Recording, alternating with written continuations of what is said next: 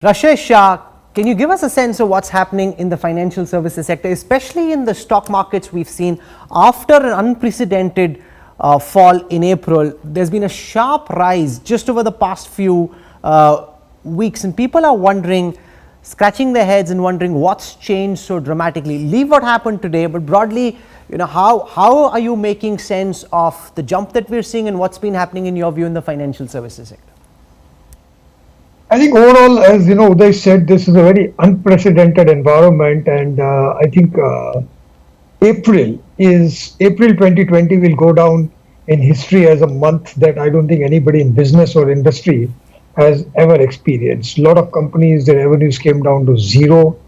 Companies were almost in a shock. So I think when this started around the last week of March, which also happened to be the end of the financial year for us, which is a very crucial week in any case.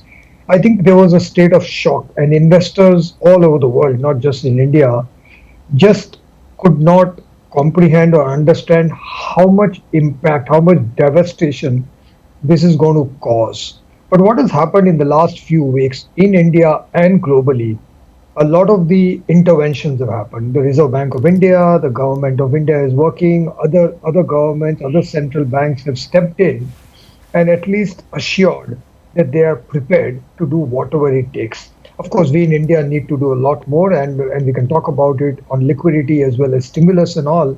But I think April gave a sense of comfort that things may not be will get very, very bad, not as much as the markets and investors had panicked earlier, but it But will be what's giving painful. the markets hope? Because at this moment, you don't know how soon industrial activity will kickstart. Demand is uncertain. We don't know when consumers will go back to markets, start purchasing, and yet somehow the stock markets seem to believe that things aren't quite as bad as everyone believes they are. So what is it that the stock market's figuring that nobody else is? See, again, I think markets are always hard to understand because so many voices get synthesized out there. But I think overall, what happened in April is what I'm saying. I think in March and early April, people panicked. They expected the worst. I think now the sense is A, with the Reserve Bank and other central banks stepping in, people think there is a floor to how bad economic activity can get. B, people know that things were as bad as they can get in April. And very often the markets are forward looking rather than backward looking. What you said is absolutely right. Consumers may not come back. The panic and confidence will take time. But we saw this in April. April was the month with zero sales for most industries. Auto industry had zero sales in April. So will maybe as bad as April, maybe it will be a slight improvement over April.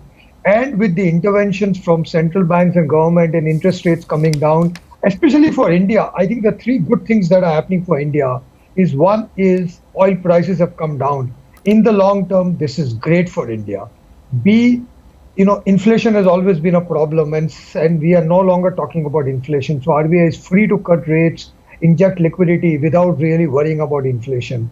And three, as the global supply chains reorient themselves away from China, just from a risk diversification point of view, India could be, and I should say could be, not automatically we will be, but India could be one of the beneficiaries Okay. of that.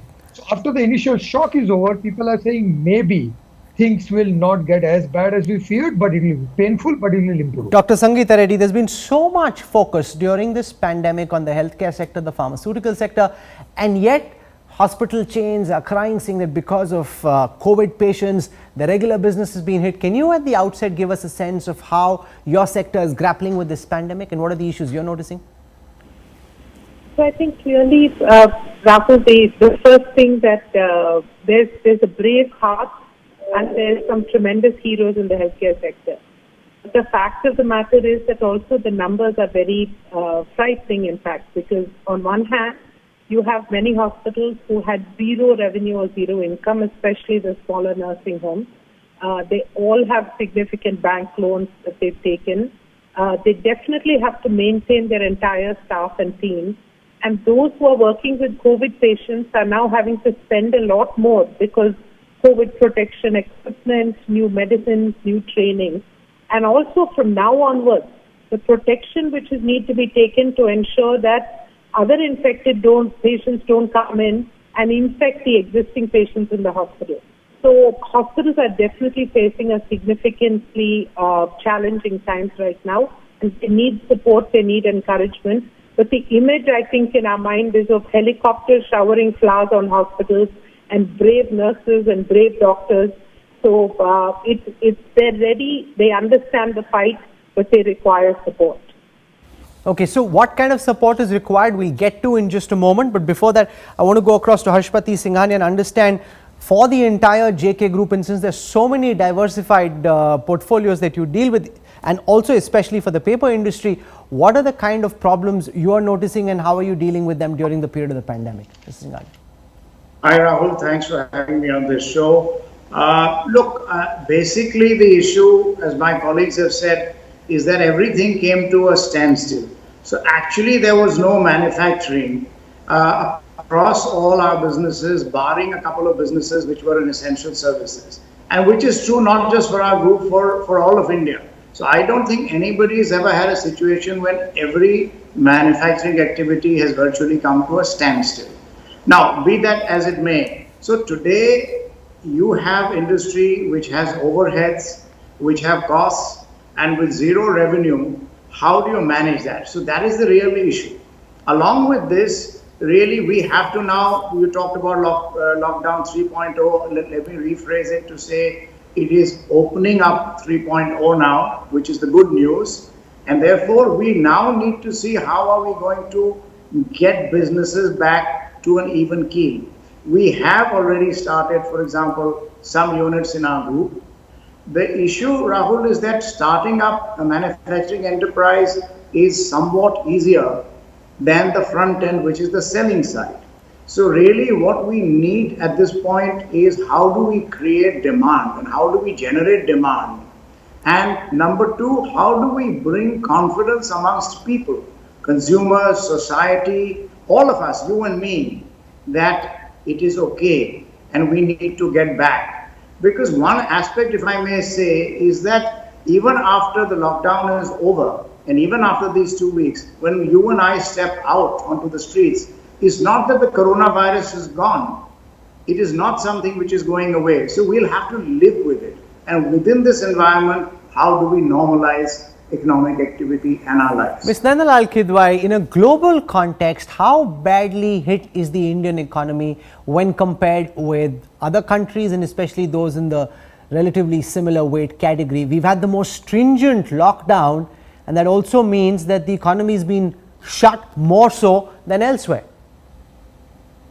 I think, Rahul, it just the magnitude that hits us, we take pride and in fact hope in the fact that our GDP estimates for the year are going to be at 1.7%, and there are many countries that are going to be in negative territory.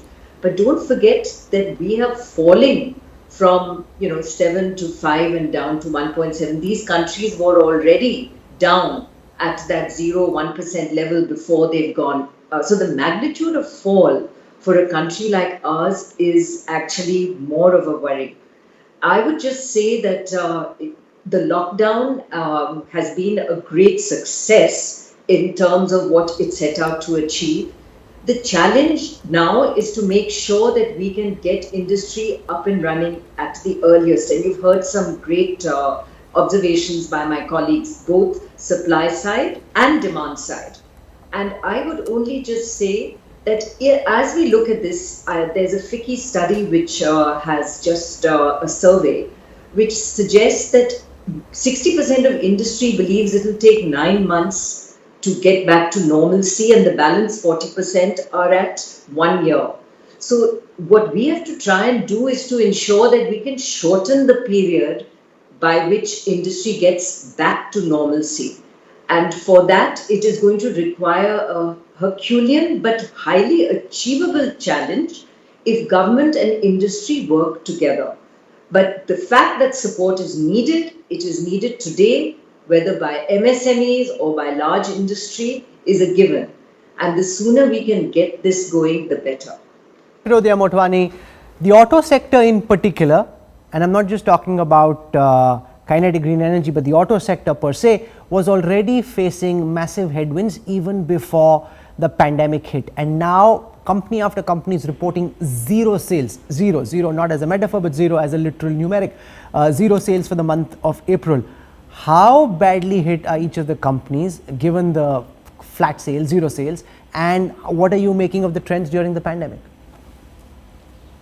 Well, I think you're right that this is an unprecedented situation where the auto industry was already suffering from a very poor year due to various macroeconomic factors and the move to BS6, and this lockdown and the virus has come at a really bad time. The industry is really concerned now about the ability to get operations restarted and the ability to generate demand. I think on both these fronts there is a great concern. When I speak about restarting, right now there are some relaxations that have been announced. But if you look at the areas in which the auto industry operates, most of the zones are in red.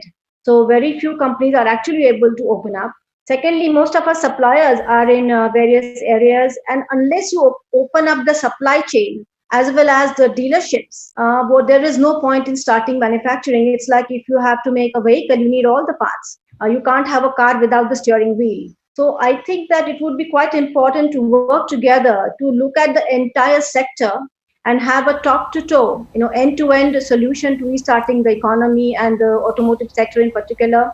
We need the suppliers to be able to commence operations, and we need our dealers to be able to sell the vehicles. And I think this would need a lot of effort and a coordination between the industry and the government to see that important sectors like the auto sectors are given all the support to be able to start quickly and to get production up and running, and also to bring customers back to the showrooms, to bring labor back to the factories. So I think we have a big task ahead of us, and with all the efforts, we can only expect to recover some of the losses that we have seen in the last few months.